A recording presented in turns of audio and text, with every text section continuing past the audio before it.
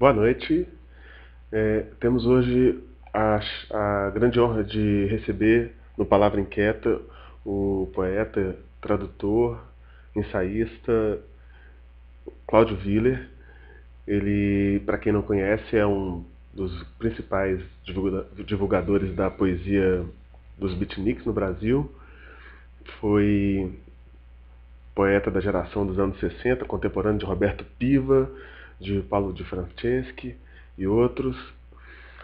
O Cláudio Willer defendeu recentemente uma tese de doutorado, né, sobre gnose, gnosticismo e poesia. Um livro foi publicado recentemente pela editora Civilização Brasileira, O Obscuro Encanto. E tem vários livros já publicados, já bem conhecido. A gente vai deixar um pouco a palavra para ele. É um prazer estar aqui com vocês. Então, o senhor é poeta, ensaísta, Pode tradutor. me chamar de você. Pois é, você, poeta, ensaísta, tradutor. Uma pergunta que paira, algumas pessoas já me pediram para te perguntar isso. Luciano, por exemplo, me pediu para perguntar isso. Como é que é isso? Várias linguagens em que você atua e acaba, de certa forma, pelo que a gente já conhece, existe uma certa coerência entre todas elas, na verdade. Mas existe para você algum tipo de dificuldade com isso, de transitar de um para o outro? Como é isso? Já me perguntaram isso. Isso de ser poeta e ensaísta, eu acho que eu sempre fui desse jeito.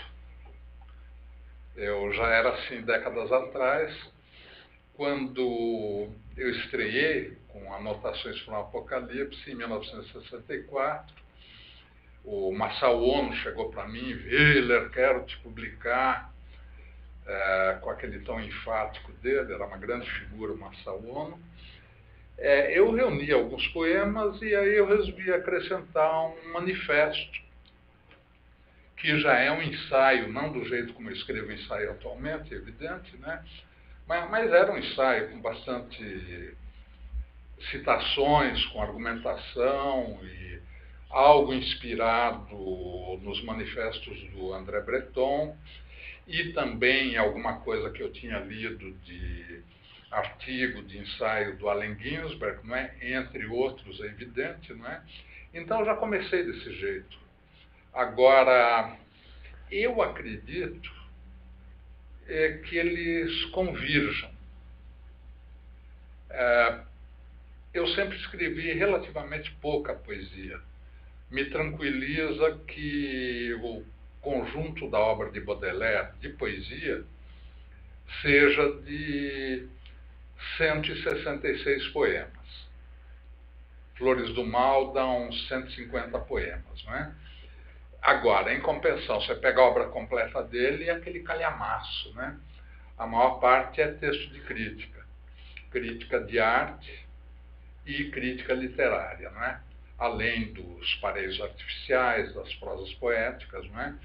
Então, eu tenho alguns bons antecedentes.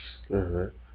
Você acha que existe uma proximidade entre o poeta e o pensador? Existe aí uma confluência natural? Ou isso é para alguns? Como é que é isso? Existe uma família dos poetas pensadores, né? Dos poetas que também são ensaístas. Anse Baudelaire, evidentemente, entre os românticos, o Novalis, por exemplo, né? Toda aquela geração romântica fazia poesia e fazia ensaio. Evidentemente, com Baudelaire se inaugura a crítica moderna. Agora, de poeta-pensador, você tem André Breton, você tem na outra vertente, para falar em algum vulto maior, T.S. Eliot, não é? E você tem Otávio Paz, entre outros, né? A família dos poetas pensadores. É evidente que poeta pensador Isso já foi tema de um ciclo de palestras uns anos atrás. Não é um termo feliz, porque poeta pensa, não é? Claro. Mesmo que não escreva ensaio. Agora, de fato, por exemplo, um grande amigo meu e grande poeta, não é, que nós perdemos há pouco tempo, o Roberto Piva, ele deixou bastante poesia, os 3 volumes da obra dele, não é, e mais alguma coisa que ele não colocou na obra reunida dele. E ele fez alguns manifestos. Agora, no modo ensaio, ele nunca se sentiu à vontade. Quer dizer, eu acho que varia de poeta para poeta. Agora, o motivo da pergunta vem de uma outra coisa. Eu já vi aqui ali você comentando sobre preferir o lado mais transgressor da literatura, o lado mais provocativo da literatura. E aí, então, aí quando você trata, você passa para o campo da poesia, do poeta, né, da poesia do poeta, o poeta defende numa frente, à frente né, da linguagem, da poesia, mas aí à frente do pensamento, né, pode estar como, vamos dizer assim, um outro vazio que a gente precisa ser preenchido. Esse o caminho?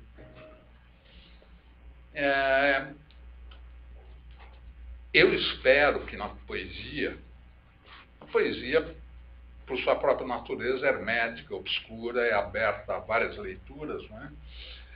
Se não fosse assim, não precisava escrever poesia, bastava o ensaio, né? Bastava a argumentação. Então, eu espero que a poesia tenha conteúdos ou contenha ideias que vão para além do ensaio, não é?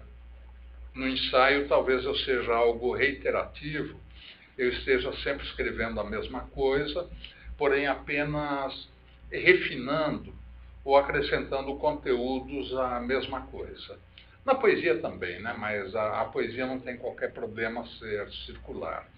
Agora, tem uma amiga minha muito querida, uma poeta, que quando tomou contato com a minha produção, me disse que na poesia eu delirava, mas delirava racionalmente, e no ensaio eu raciocinava, mas raciocinava de modo delirante. Então, acho que ela pegou uma convergência. Ótimo. Você não quer ler pra gente um poema Estranhas Experiências? Ou algum outro que você acha que... Vamos, a gente pode ler um poema, depois conversar mais um pouco, depois ler mais um poema. Ótimo, perfeito. Tem um poema que abre meu livro, Poética, que teve um episódio bonito. Eu estava ano passado no festival de Medellín, como eles dizem lá. Medellín. É um belo festival de poesia, grande, com bastante poetas, um bom público e público atento. Eu li esse poema, que abre o Estranhas Experiências e chama Poética. Na leitura seguinte, me passaram um bilhete. Aí, quando eu cheguei no hotel, eu li, era uma moça dizendo que, por causa do final desse poema, tinha resolvido uma dificuldade para ela.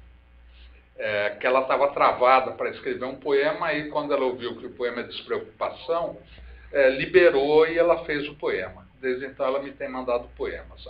Aí, nesse festival de Medellín, o final do festival, uma espécie de apoteose, é um anfiteatro. Medellín, a região é muito bonita, eu gostei de lá. Tem um anfiteatro enorme cavado na montanha, não é? Centenas e centenas de pessoas, e todos os poetas, cada um lia uma coisa rapidamente, né? Alguns não tão rapidamente, mas enfim, isso acontece sempre. Aí eu li o bilhete da moça, não é? Dei o depoimento de que tinha recebido esse bilhete, li, obviamente eles ficaram muito satisfeitos. Aí eu voltei para a tribuna, né, onde estavam os poetas, E aí um rapaz me chama para os bastidores que tinha um telefonema para mim. Era a moça. Quer dizer, como estavam dando esse encerramento na televisão, ela estava assistindo pela televisão, aí ela me ligou para esse amigo dela, né? Aí eu peguei o e-mail dela, desde então tenho recebido textos dela, achei um episódio bonito, né? Por essa e por outras que vale a pena frequentar festivais de poesia, ou vale a pena aceitar convites. Poética. Então é isso, quando achamos que vivemos estranhas experiências, a vida como um filme passando, ou faíscas saltando de um núcleo. Não propriamente a experiência amorosa, porém aquilo que a precede e que é ar, concretude carregada de tudo.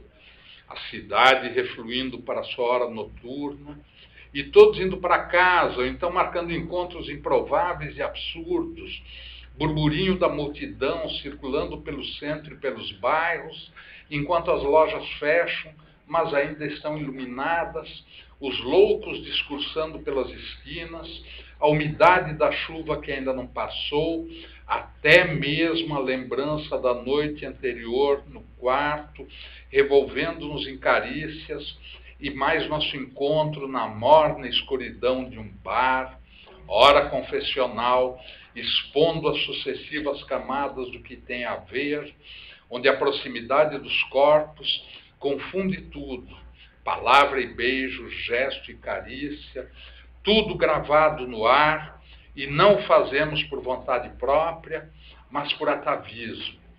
2. A sensação de estar aí mesmo, harmonia não necessariamente cósmica, plenitude muito pouco mística, porém simples proximidade da aberrante experiência de viver, algo como calor sentido ao lado de uma forja.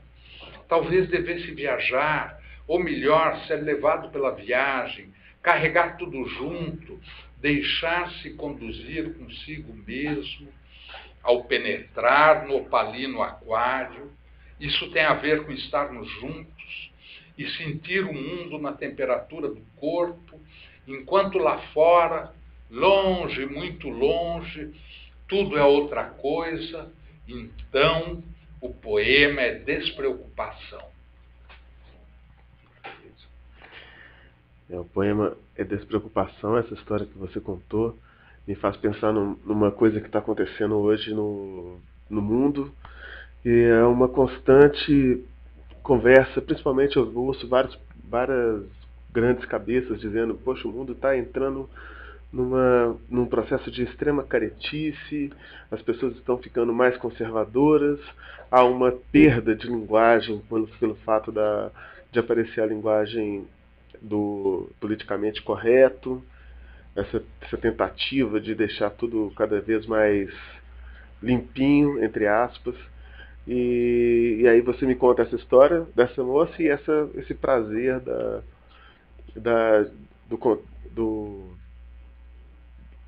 de participar de um festival de poesia, tudo isso, né? Qual o papel da poesia nesse mundo, nesse contexto de mundo que a gente se encontra? Nesse contexto, acho que o papel da poesia é mesmo de comunicar, de estabelecer uma empatia, de provocar esse tipo de acontecimento. O papel da poesia não se restringe a esse mundo, a esse momento, né? A poesia é interessante, ela é minoritária como gênero literário, mas ela permanece, ela tem durabilidade. Então a poesia se projeta na história, ela produz percepção da realidade. É o lugar onde a linguagem é criada ou se renova, e a linguagem é que faz o mundo e constitui o ser humano, não é? Como diz Otávio Paz, o homem ser de linguagem, né? O poeta, o poema, feixe de palavras. Então a poesia ela produz. Agora, sobre a questão da caretice e outras questões, mercado, a opressão do mercado, por exemplo, né? Eu sempre comento que já era assim, no tempo de Baudelaire, por exemplo, né?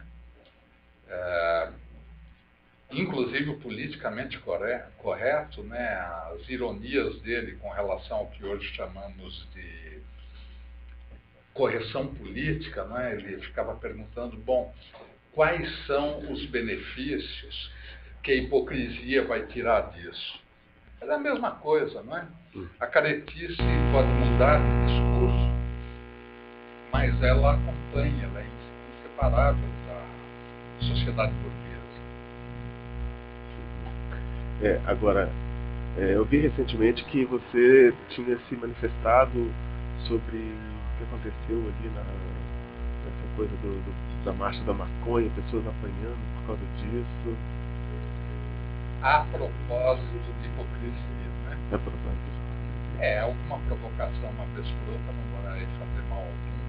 Eu publiquei também um artigo a respeito da Cronópolis, né? E vou voltar a falar no assunto. Tem uma revista de cinema, a Reserva Cultural, onde eu colaboro, onde eu também vou escrever. Aí vou pegar sob o ângulo do cinema, pegar os filmes de zumbi, de mortos-vivos, que é o que está acontecendo, né, em matéria de difusão de drogas. E o pessoal, em vez de adotar alguma política, alguma providência inteligente, fica insistindo na proibição, e não só na proibição da maconha, né? Todo lugar onde adotaram a venda controlada deu bons resultados, mas o pior ainda, a proibição do debate. Em 85, com a redemocratização, houve um arejamento, né? Um ambiente bom naquele momento. Né? Eu lembro que naquela época eu participei de mesas sobre isso, descriminalização e tal, de uma mesma folha, que foi o Toron, o advogado, e eu, né? E outras ocasiões também. E então de lá para cá a gente está tendo retrocesso. A censura, não é, que naquele contexto foi eliminada pela Constituição de 88, que absorveu esse ambiente, né? Ela está voltando como censura judicial, né? Volta e meia, um promotor, um juiz, um desembargador, achando que eles que são os donos da verdade, né? Promotor proibindo um livro recomendado por educadores, como é o caso daquele ponto do Loyola. Promotor não, aí foi desembargador, mas a pedido de promotor, né? Essa é a história da marcha da maconha, que obviamente é debate de ideias, e por aí afora, né? Então, nós temos que estar atentos a respeito. Eu tenho manifestado no meu blog, no Facebook, e vou manifestar em outros lugares.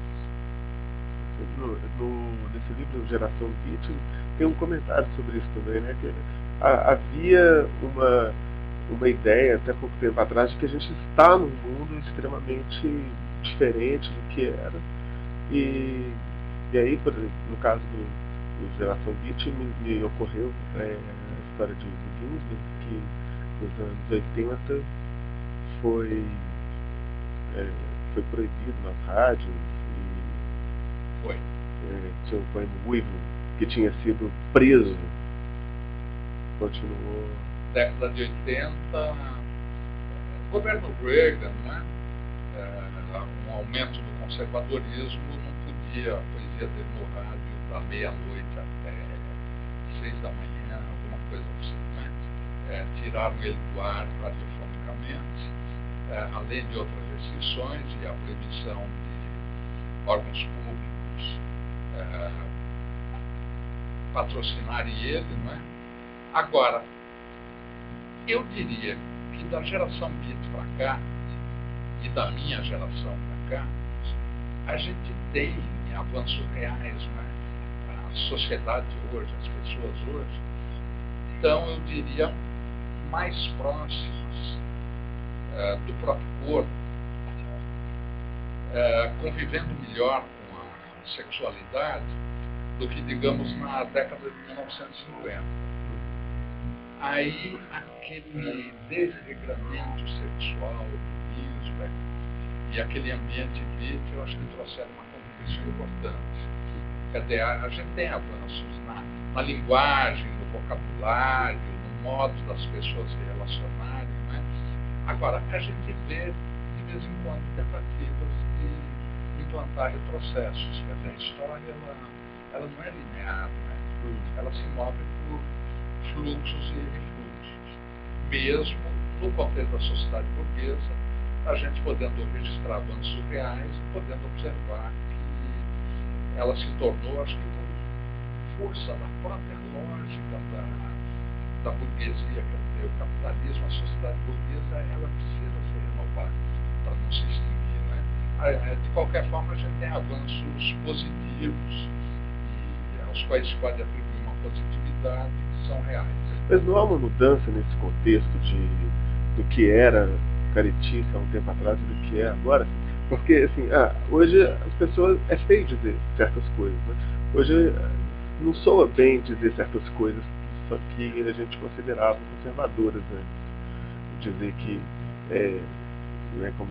Fazer piada com negro e homossexual, por exemplo, né? Já não soa tão bem, é uma coisa que dá o que falar. Mesmo dizer preto ou pessoa de cor em vez de afrodescendente ou negro, né? Quer dizer, agora, aí que está. Eu vejo um duplo aspecto nisso. Eu não uso, por exemplo, a palavra denegrir para falar mal.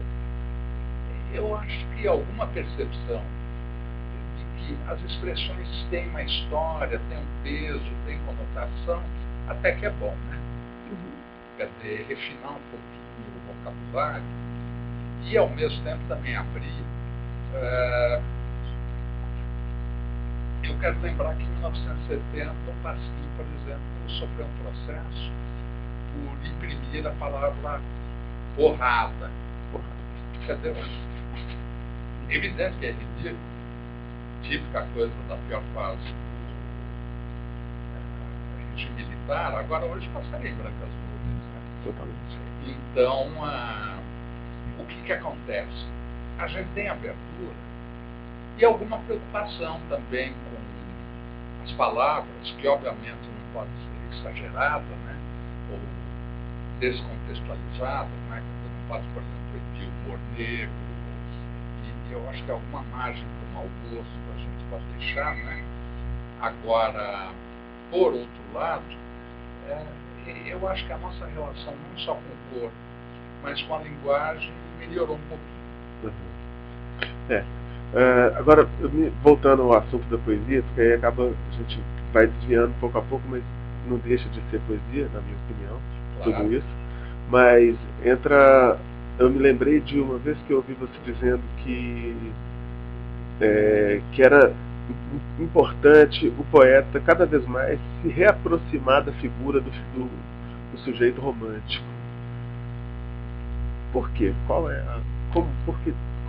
De onde vem essa ideia?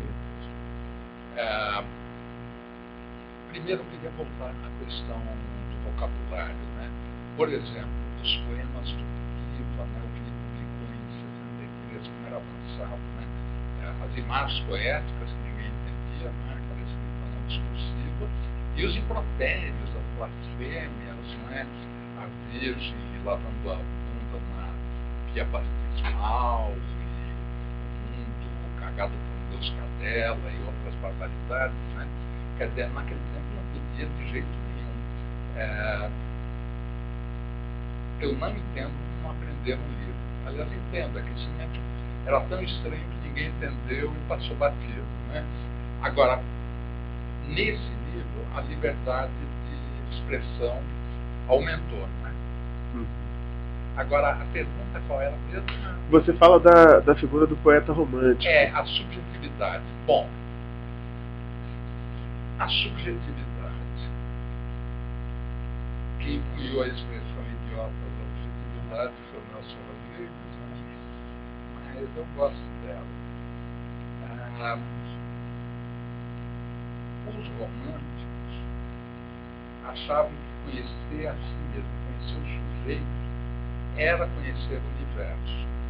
Por quê? Porque eles eram influenciados por microfilmes, para os quais o macrocosmos, o universo, e o microcosmos, o ser humano, se relacionam. Né? Um é o retrato do outro. Então, você conhecendo o microcosmos, você também está conhecendo o macrocosmos. Né? Agora, filosoficamente, eles eram consistentes no seguinte sentido: aquilo que nós tomamos por um objetivo, na verdade, é um produto da nossa subjetividade. Quer dizer, eu estou aqui, tem essa mesa, esse equipamento de som, tem você, eu. Todas essas categorias, elas têm que existir, a subjetividade tem que existir como categorias de linguagem, para poderem, digamos assim, existir para qualquer um de nós como algo real. Eu sempre brinco quando eu trato esse assunto em cursos de palestras. É claro que se eu sair daqui e atravessar a rua e vier um ônibus na minha direção, eu não vou ficar achando que ele é uma produção da minha subjetividade. Eu vou sair da frente, senão ele me atropela. Você vai subjetivamente, né, sair da frente. Agora, para isso acontecer, ele tem que existir na minha subjetividade. Claro. Entende? Então, nesse sentido, que conhecer o sujeito é conhecer o mundo também. E a relação entre o sujeito e o objeto é dialética, né? Um alimenta o outro. Então, objetividade enquanto tal, exceto um campo muito específico desse objetivo, e mesmo lá, dúvidas, né, eles sabem, os campos de ciência mais avançados, né, que o observador modifica o objeto da pesquisa, né, a física microscópica desses campos, né. Então, essa distinção entre o sujeito e o objeto, ela é precária. Então você tem essa ideia, essa falsa ideia da objetividade. Exatamente. Quando se trata de, às vezes, alguns autores querem ser mais, querem se dizer mais, não, estou sendo objetivo, estou sendo objetivo. No fundo ele está sendo muito, extremamente subjetivo. Evidente. Tem coisas que você pode declarar que são isso objetivamente, né? Agora, são isso objetivamente num determinado contexto, sob uma determinada perspectiva. Claro, até para ser objetivo tem que estar envolvido pela camada de subjetividade que isso contém. Né? Quando eu comentei que nós tivemos avanços objetivos na nossa sociedade, na relação com o corpo, eu senti o que isso faria para um participante de bacanais dionisíacas, ou para uma dessas sociedades tribais que tem um outro tipo de relação. Entende? Ou então, mesmo no Brasil, né, para o pessoal das comunidades, tipo escola de samba e tal, principalmente como elas eram, antes de se transformar em espetáculos televisivos apenas. Né? Então, tudo isso é relativo. Né? Sim. Mudou bastante, até mesmo porque no Brasil existe um contato, uma maneira de estar em contato em público que é um pouco diferente de outros lugares, né? Por exemplo, a gente tem o futebol, que faz parte também faz parte do nosso cotidiano. Você não vê no Brasil essa dificuldade de um contato que existia em outro. Eu lembro de ver essa dificuldade quando eu era criança, por exemplo. As pessoas não se tocavam tanto. Então, eu acho que tem um pouco disso. Nesse sentido, povos de primeiro mundo estão ficando mais brasileiros naquilo que o Brasil tem bom para acontecer. O Brasil tem coisas horrorosas, eu uso a expressão brasileiro, às vezes, ironia pesada, né? Agora, Tem uma amiga minha, inteligente, psicanalista, escritora Beth Milan, que estava em Paris quando nós perdemos a Copa do Mundo para a França. Aí ela escreveu na Folha uma crônica dizendo que foi uma derrota relativa, porque naquele momento a França ficou brasileira.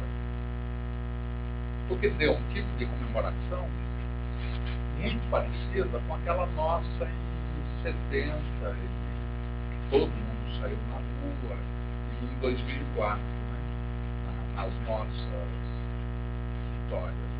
Né? Agora, e sobre essa linha surrealista? Me parece que, para mim, se tornou uma grande surpresa há poucos anos que eu tenho acompanhado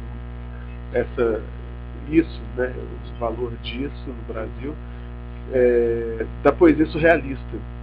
O surrealismo como uma busca de linguagem de diversos autores de várias idades. Né? Como é que... No Brasil demorou, né? A gente tem imagens surrealistas do Murilo Mendes, do Jorge Lima, tem uma escrita surrealista no Campos Carvalho, tem a influência surrealista declarada do Manuel de Barros, entre outros, né? Mas no Brasil o surrealismo foi marginalizado em favor de uma tradição justamente objetivista, realista, muito configurada pelo positivismo. Né? Você pode comparar com um surrealismo tardio, mais forte, como foi o de Portugal, né? A poesia portuguesa da década de 1940 para cá, maravilhosa, né? Mário Cesarini, Antônio Maria Lisboa, Cruzeiro Seixas, tantos outros, né? Boas poetas, mulheres, né? Luísa Neto Jorge, Isabel Meirelles, etc. Né? E do final dos anos 50 para cá, esse poetão, que é o Herberto Helder, né? Um poeta de uma elevada estatura, eu diria, mundialmente. Agora, uma poesia fortemente, não apenas influenciada, configurada pelo surrealismo. Quer dizer, lá, aquele movimento surrealista que começa a se manifestar como resistência ao salazarismo na década de 1940, ele configurou, ele introduziu parâmetros que fazem com que haja diferenças fundamentais entre a nossa poesia e a deles, embora obviamente haja afinidade, haja diálogo entre poetas, um João Cabral seja admirado lá também, né? Mas mesmo assim é outro ambiente, um ambiente do qual eu gosto muito. Precisamos ler mais os portugueses, não só o Saramago. Com certeza. É curioso nessa polêmica entre o Saramago e o Lobo Antunes. Lobo Antunes é um arrogante, paranoico, pretensioso. As brigas entre eles, as brigas do Lobo Antunes por causa do Nobel do Saramago são justificadas. Saramago era uma boníssima pessoa. Agora, literariamente, eu sou Lobo Antunes. Eu acho ele muito mais interessante. A prosa poética, a narrativa não discursiva. Saramago é estilista refinado, extremamente racional e é um bom contador de histórias. E de parábolas, às vezes, evidentes. Quer dizer, polifonia, dialogismo e tal, você não adianta procurar lá que você não vai achar. Lobo Antunes não é. Maníaco, paranoico, mas o texto dele tem outra substância. Sim, a poesia do... Então, vou continuar voltando aqui para o assunto inicial só para ver se a gente mantém. A poesia dos anos 60 no Brasil, com você, o Piva e o Rodrigo Diaro, ela surge no momento em que começava de novo a surgir uma tendência de uma poesia extremamente racional também. Né? É curioso. A assim chamada geração novíssima, ou geração 60 de São Paulo, dentro da qual Piva, outros amigos, eu inclusive constituímos aquilo que eu chamei no ensaio de periferia rebelde,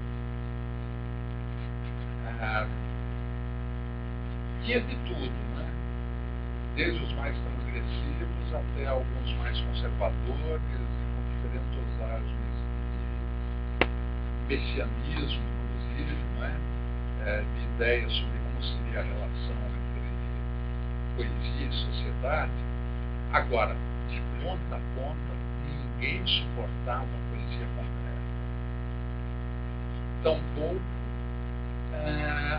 algumas ramificações formalistas, né? Poema processo, a poesia praxis do Mário Chamy naquele momento, né? Era tudo racional demais para o gosto da gente, independentemente da tendência, digamos, mais conservadora ou mais transgressiva naquele ambiente. Eu já comentei algumas vezes, quando eu caí na vida, né, comecei a frequentar ambiente de poesia, tudo isso, aos 18 anos eu tinha terminado um cursinho para engenharia, entraria inevitavelmente na Politécnica.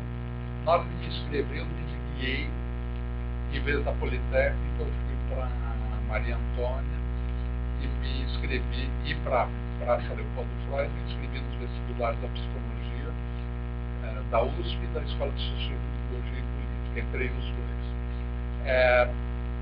Eu tinha feito um ano de cursinho anglo-latino, né? Aí me levaram para assistir uma palestra do Décio Pinhatari no Caetano de Campos.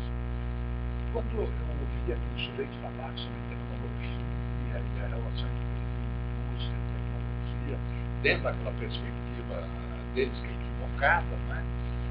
Eu pensei, pô, que é isso? Voltei para o cursinho anglo-latino. Com a diferença que os professores do cursinho eram menos radicais, né? Em cientificismo, defesa do racionalismo, do planejamento, do controle.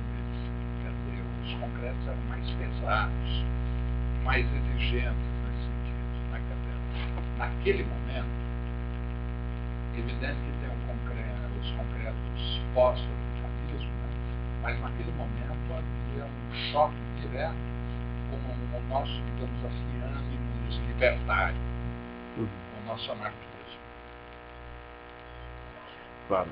E hoje permanece? Como é que ficou essa relação depois? Acho que essa é uma dúvida que muita gente vai passar a ter a partir de agora. Em relação com a poesia concreta? Com a poesia concreta. Olha, poesia concreta é muita coisa. As traduções do Haroldo, do Augusto, tem muita coisa que eu gosto, que realmente é boa. Tem coisa que eu não tenho condição de opinar, porque eu não sei grego e não sei hebraico. Realmente eu opino sobre tradução quando eu posso colocar o original. Agora, Goethe do Haroldo, por exemplo, é um belo trabalho, entende? Tem muita coisa boa. Na tradução, na ensaística, na criação literária. O Haroldo tem grandes momentos, eu elogiei o Galáxias, né? Agora, eles estimularam, né, a geração dos poetas, ou gerações de poetas inteligentes, né? Essa concepção cerebral, nacionalista da poesia, essa identificação da poesia com pesquisa do laboratório, o Piva, né, a quantidade de ironias que ele fez para isso, né? Poetas, como é que é? Poetas têm que ser bruxos e não broxas, né? E as outras coisas que ele dizia, né?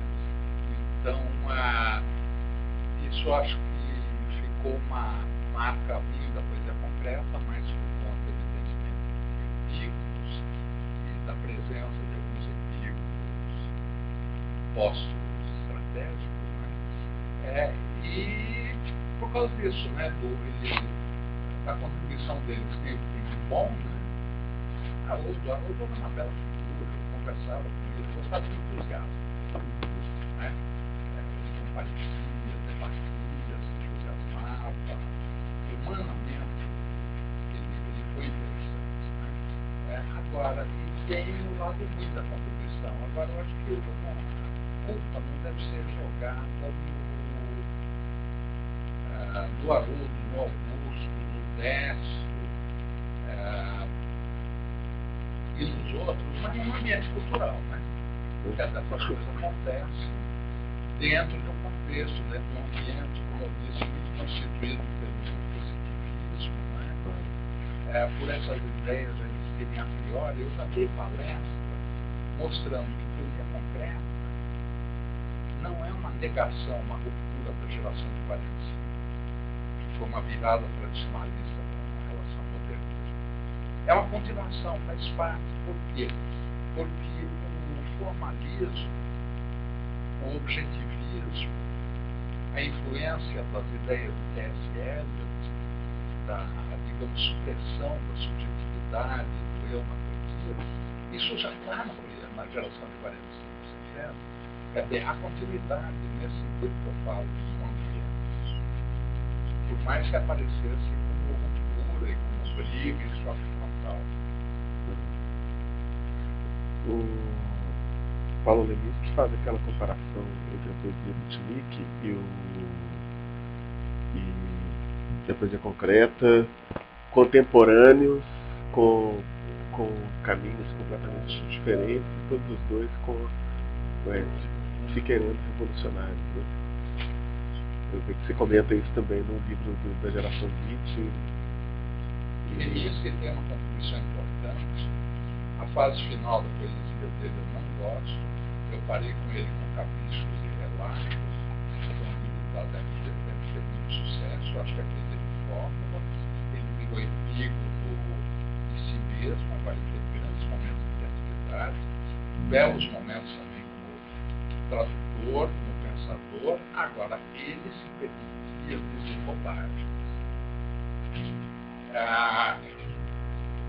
Bobagem 1, nesse pós-fácil do livro do Ferlinghetti, uma bela antologia que ele, o Nelson Ascher, o Paulo Henriques fizeram, né? Teve mais tradutores, né? Mas, teve mais.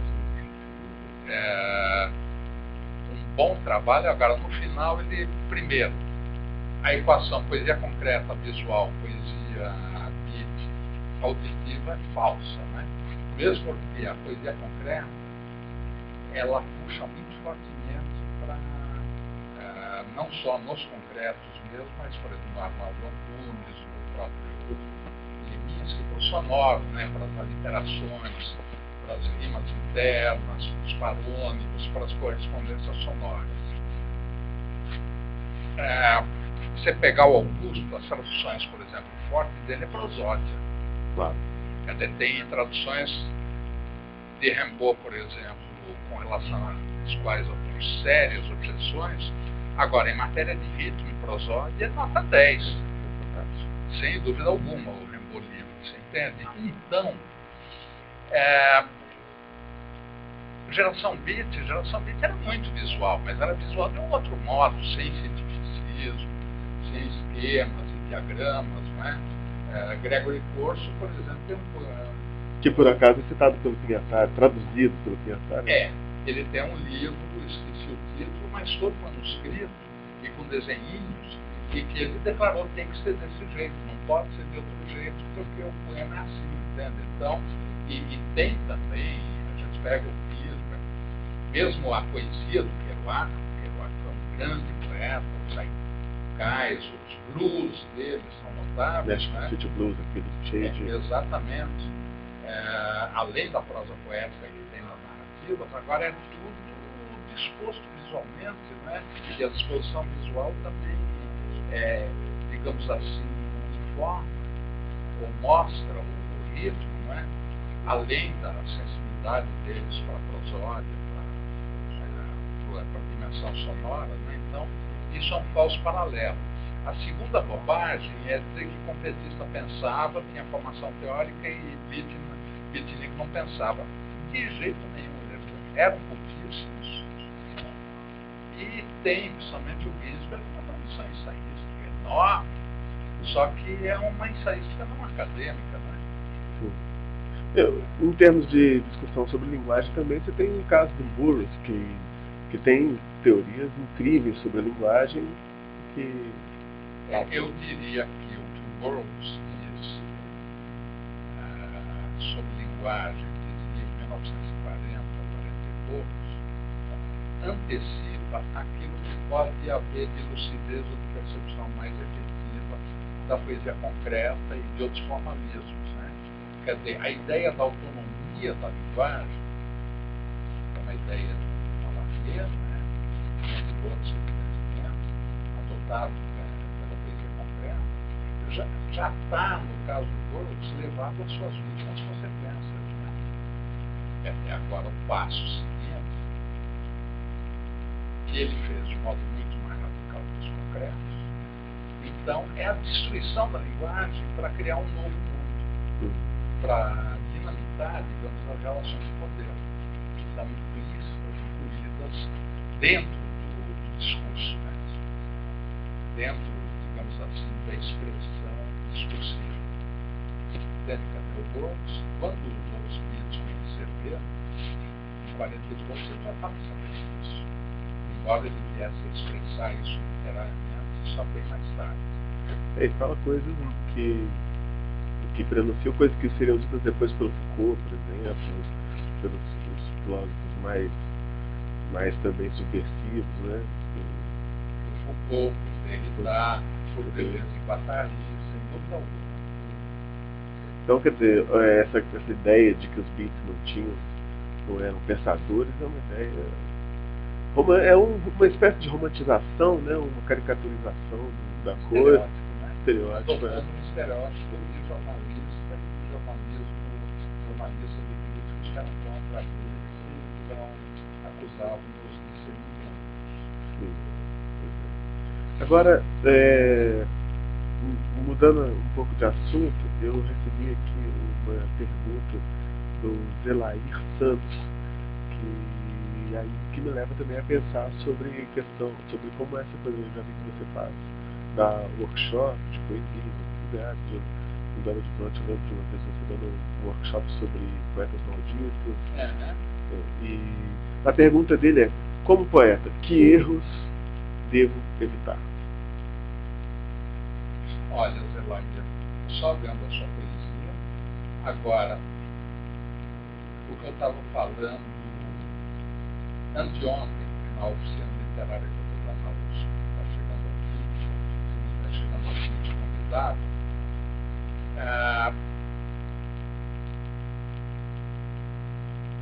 eu não preciso que alguém me apareça com textos escritos com Castro Alves.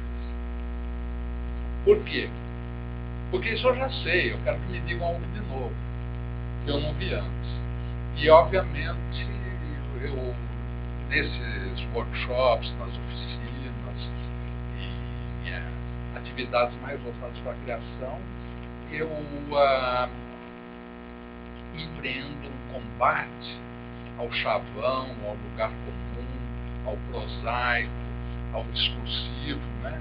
Pode parecer um paradoxo. Eu, surrealista, da poesia, principalmente meus poemas em prosa, e algumas das minhas leituras, Ginsberg e Breton, inclusive, o adepto da exuberância, Lautréamont, né? Da escrita sem limites, né? Da escrita total, ao mesmo tempo eu fico recomendando que tem que condensar, tem que enxugar, entende? Tem que compactar mais o texto que está sobrando. Quer dizer, pode parecer um paradoxo, mas não é.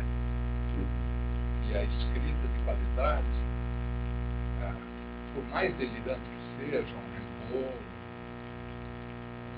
um Lautréamont, Rimbaud era condensado, ele condensava, né? Eu acho que ele se condensava. Lautréamont não é evidentemente escrita direta, né? E por aí afora, se for ler direito, inclusive naquelas redundâncias propositais com o recurso de estilo do Lautréamont, né? Para afirmar algo e ao mesmo tempo destruindo o que ele está afirmando, né? Aquele tipo de dialogismo do Lautréamont, você vai ver, está tudo no lugar certo. Não tem nada sobrando. Então, é o que eu tenho, é uma das coisas que eu tenho examinado junto com os participantes oficinas literárias comigo. Tem também uma pergunta da Luciana Nepomuceno. Ela estava observando que você estava fazendo doutorado há pouco tempo e então uma discussão, uma dúvida, né? uma questão dela que é: havia uma dificuldade, remete à primeira pergunta, mas aí no momento mais efetivo, como no doutorado, há uma dificuldade de estar ali concentrado para fazer a dissertação do doutorado e fazer as coisas relativas à poesia? As coisas relativas à poesia, esse é meu próximo livro, A Verdadeira História do Século XXI. São poemas escritos durante o meu período de doutorado e pós-doutorado, de 2004 para cá. Daqui a pouco eu quero ler uns os inéditos. Agora, eu diria que tudo sempre é difícil. O difícil não é ou doutorado, ou estar trabalhando em algum lugar, ou desenvolvendo algum projeto. Isso é a vida, né? E o difícil, dentro do meu modo de escrever poesia, que é por inspiração, né? Evidentemente é a própria poesia. Estar fazendo isso aqui das circunstâncias. Agora, o meu doutorado ele foi se constituindo um obscuricanto, né? O meu trabalho sobre o gnosticismo e poesia foi se constituindo muito naturalmente, né? Mesmo porque eu fui desenvolvendo coisas, algo é absolutamente novo, inclusive para mim. Por exemplo, quando eu fiz a tese no capítulo Rimbaud, aí que eu percebi que finalmente eu estava entendendo do Rimbaud. E olha que eu leio o Rimbaud desde 1960. Né? A tese é bom por causa disso, que obriga a pensar, a organizar conhecimentos. Né? Agora, outras coisas é desenvolvimento que eu já tinha. Né? O gnosticismo em Eudaíus, eu já tinha observado uma resenha que eu fiz dela em 87, 1987, na Isto É, que depois fiquei sabendo, ela leu e gostou, ela aprovou a minha interpretação dela e Hilda Kuntnowska, né? A Hilda, como você sabe, ela sabia das coisas, né? Então há uma continuidade da tese com o que eu já vinha fazendo antes. Eu vou observar ironicamente que talvez seja recomendável as pessoas fazerem essas coisas, virem para a universidade, fazer tese, etc., na terceira idade, né? Que nem eu fiz. Depois que ele tive um pouco de experiência, né, com o mundo exterior, com a vida propriamente dita, com outras coisas, para trazer isso para a universidade. Né? Se invertesse, em vez de obrigarem o sujeito a se aposentar aos 70 anos, chamasse o sujeito como pré-requisito. Se ele tivesse 70 anos, aí daqui a universidade podia ficar mais interessante. Claro que isso mais diversificada. É uma ótima ideia. Né? Porque trazem sempre muita coisa verde, né, para as discussões na universidade. Não, é porque o sujeito fazer o curso, entrar direto na carreira, é evidente que tem ótimas pessoas que superam isso, né? E pessoas que fazem universidade e outras coisas, ou que têm uma relação mais rica com a universidade, mas pô, é burocratizante, né? É que nem entrar no serviço público, prestar concurso com 20 anos e ficar naquilo até o fim da vida, né? Quer dizer, se não procurar outras coisas, a pessoa se imobiliza, destaca, né? Uhum. Mas trabalhar com o teórico também é muito inspirador, você não acha, não? Não só, mas eu observaria que na universidade também tem, na Letras da USP, né, em outros lugares também tem poetas, né? Sim. Tem gente que conseguiu uma síntese desses dois mundos, né? Ele, ensaísta e poeta do Brasil, não sou só eu, né?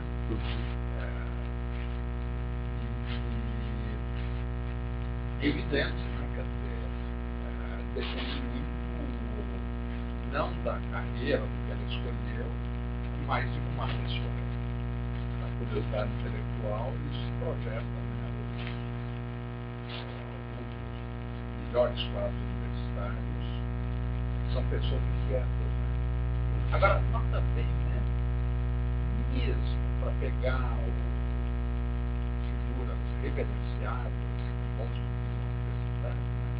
O Antônio Cândido, ele chegou na USP depois, né? Na letra. Ele fazia outras coisas. Ele era da sociologia, né? Tinha a revista Clima e tal, quer dizer, carreira na letra, para a letra depois. O Haroldo também, né? Acho que é advogado, algo assim. Acho que é advogado. Foi gradativamente se aproximando, né? Quer dizer, ele virou um professor muito sistemático, já na maturidade. Né? Então, isso que eu estou dizendo não é novidade. Agora, uma outra coisa que eu acho que a gente vai estar perto de acabar do tempo, mas eu queria ainda saber uma coisa que tem a ver com o clube de autores, que é essa situação. Hoje o mundo editorial, né? A poesia, você tem uma quantidade imensa de poetas que se autopublicam, e você tem poetas que conseguem editoras boas, outros não, e tal, mas está sempre, nunca se deixa de publicar. Agora, o mercado editorial está numa fase de mudança, né? Como é que você vê isso? Bom, fase de mudança, né? Porque tem um curso, nesse momento, o mercado no Brasil está bombando, dizem os livreiros, sorte deles. Pode ser que no que se refere a livros e livrarias esteja sendo uma espécie de baile da ilha fiscal do mercado editorial, tal como conhecemos, porque o livro eletrônico vai trazer modificações profundas. Só não trouxe ainda no Brasil, porque aqui tudo é absurdamente caro. A gente tem uma renda média muito inferior, para não falar nas desigualdades, né? Mas muito inferior à norte-americana. Né? Livro aqui custa o dobro. Equipamento, esse troço de computador em geral, leitor, né? E esses leitores, tablet, Kindle e tal, Kindle, é o dobro, né? E também os editores estão se permitindo cobrar mais caro do que precisa nos lançamentos de e-books, de livros em edição eletrônica mesmo. Então, já faziam isso no livro tradicional. Estão tomando como referência o livro tradicional, que por sua vez tinha o preço inflacionado. Então é evidente que desse jeito nada sai do lugar, e é evidente que essa questão do custo do livro é um círculo vicioso, né? Custa caro porque tem pouco leitor porque custa caro.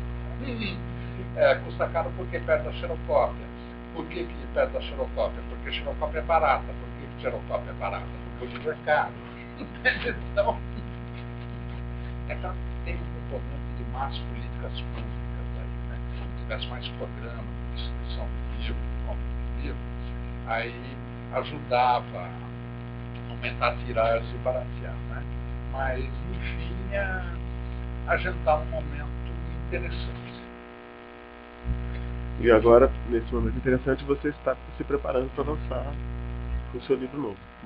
A questão de editoras, eu tenho pouco a dizer que eu sou um afortunado, né? Tudo que eu publiquei eu fui convidado, né? O Ivan Pinheiro Machado me telefonou, pediu o Arthur, e aí acertamos o Isaac, né?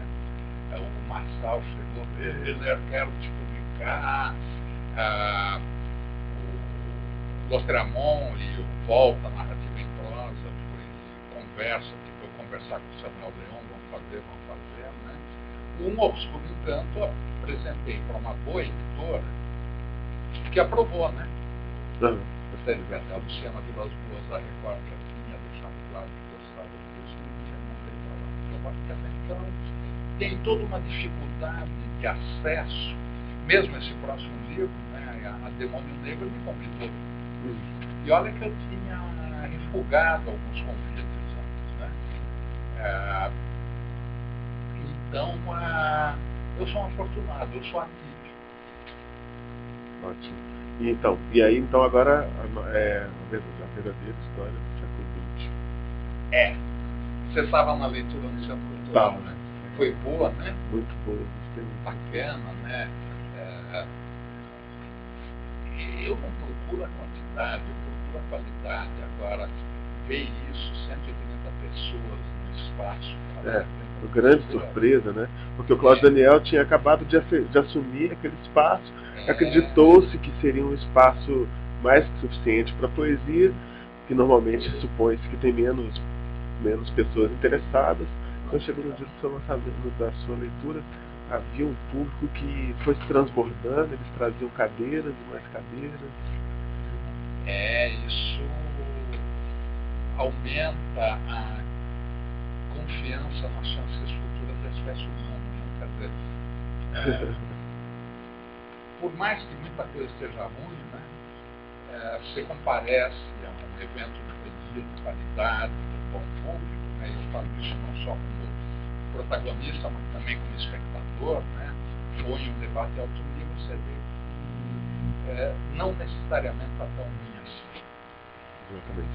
Bom, o tempo está, nós estamos acabando. Eu gostaria de pedir a vocês um pouquinho mais A verdadeira história do século XX. Nós vamos ler aqui agora um trechinho o Cláudio vai ler a verdadeira história do século XX. São dois poemas, é um conjunto chamado Cinemas. Para Carlos Reichenbach, acho que ele nem sabe que eu escrevi esse poema, depois de assistir a um de seus filmes. É a segunda vez que eu leio isso, espero não errar. Ensinar a enxergar é não ter medo dos símbolos. Ver o mundo com olhos de cineasta, ver o cinema com olhos de poeta, saber que a força das operações mágicas está em sua repetição, e o alto é o baixo, e o extremo mal é o bem, saber que sempre existiu apenas isso, um fio sobre o abismo, e atravessá-lo é o mesmo que percorrer a cidade ao acaso, e que o pleno é o vazio, pois também no cinema há bruxos grávidos de imagens, explodindo em metáforas e visões, fazendo que a linguagem fale através das cores, mostrando como achar as pistas dos caminhos dos subterrâneos. 2. Anotações para minha biografia no centenário de Alfred Hitchcock. Eu sempre amei as imagens, mas o que eu queria mesmo era ser um narrador, modo de assemelhar-se ao cineasta da vertigem.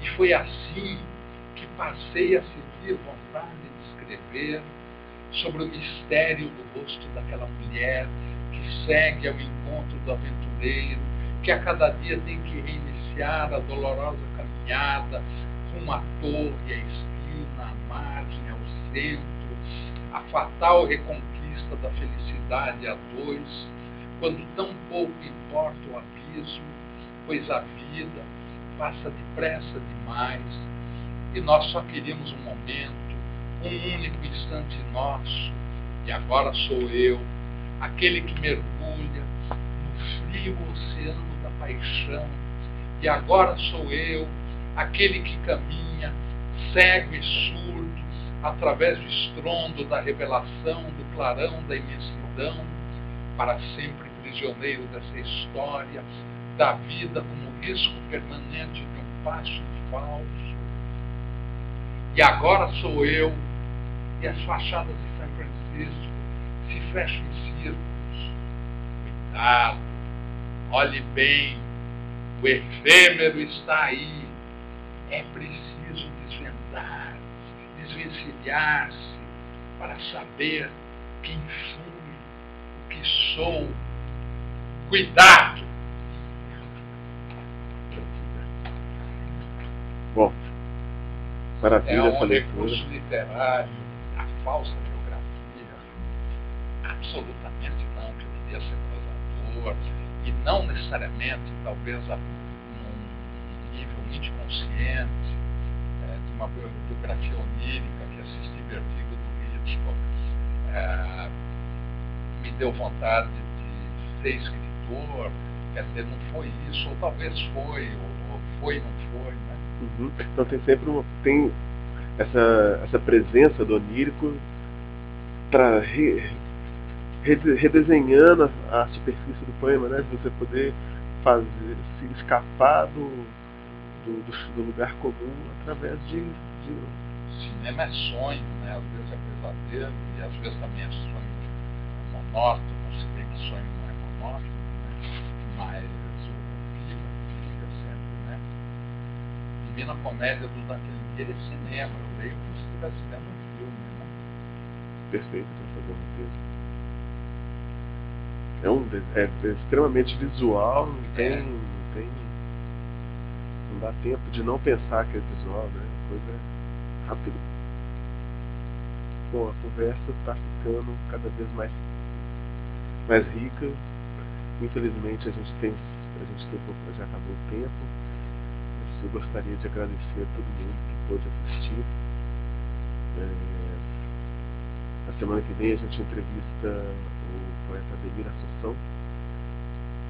Está sendo uma excelente experiência fazer o Palavras Inquietas, e hoje para mim é um motivo de orgulho ter aqui o Cláudio Willer. E eu agradeço a todos. Boa noite.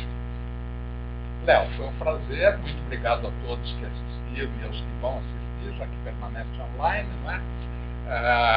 Isso vai, obviamente, provocar um diálogo interessante, e é uma satisfação conversar com um entrevistador, com um programador que está informado, preparado, acompanha. Então, é realmente um prazer conversar. Obrigado.